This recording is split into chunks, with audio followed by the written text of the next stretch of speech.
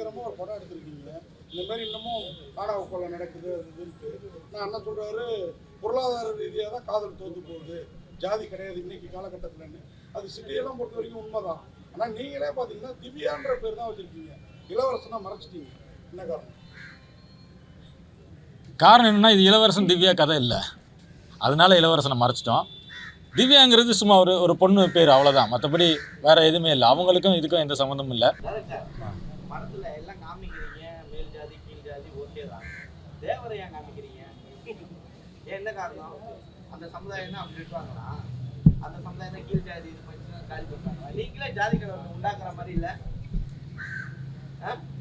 அவர் சொன்னாரா, தேவர் சொன்னாரா? காலாண்டு வச்சிருக்கிறீங்க, ஃபுல் போட்டோ காட்டுறீங்க. இதே பெரிய பிரச்சனை இல்லை உங்களுக்கு.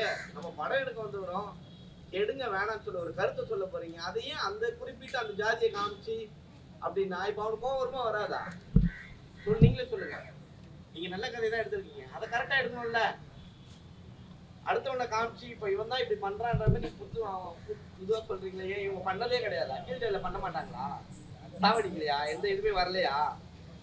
சொல்லுங்க.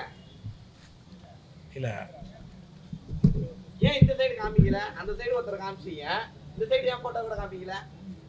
கீழ் ஜாதிக்காரனா தப்பு அடிக்கிற மட்டும் கீழ் ஜாதிக்காரனா?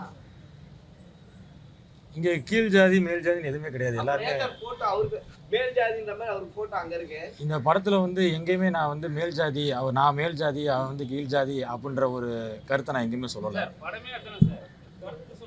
இல்லை, நான் எந்த இடத்துலையும் அதை குறிப்பிட்டு சொல்லலை சார். இது வேற ஜாதின்றதான் சொல்கிறேன். தவிர முத்துராமலிங்க தேவர் படத்தை காமிச்சிருக்கேன் அப்படின்னா அவர் ஒரு சில ஜாதிக்கானவர் மட்டும் அப்படின்னு நான் நினைக்கல. அவர் அனைத்து ஜாதிக்கானவர் மட்டும்தான்.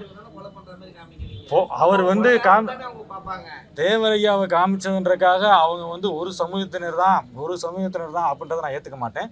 அவர் இன்னமும் நீங்கள் கமுதி பரமக்குடி பக்கம் போய் போனீங்கன்னா அவர் அல்லாத மற்ற எத்தனையோ சமூகத்தினர் அவருடைய ஃபோட்டோ வச்சுருக்காங்க. ஸோ அது இருக்கிறனால இவங்க இந்த சமூகத்தை தான் சேர்ந்தவங்க அப்படின்னு அடையாளப்படுத்துறது நான் ஏற்றுக்க மாட்டேன். இல்லை, அதான் சொல்றேன் சார். அவங்க அதை காமிக்கிறதுனால அது ஒரு சமூகத்தை சேர்ந்தவங்க. எப்படி சார்?